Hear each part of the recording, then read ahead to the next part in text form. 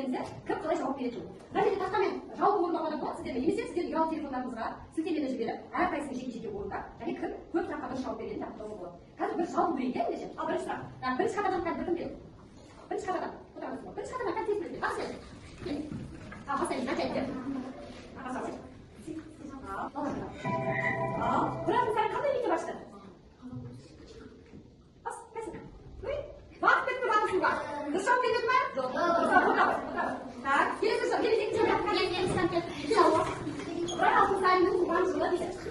Дұрыс жауап бермесе болса суға батып кетеміз. Фотоға да білесіз бе? Дұрыс па? Дұрыс. Отырыңыздар. Сіздер бір қойып айтқан кезін бірақ алтын сайының туған дейді. Ағартушы.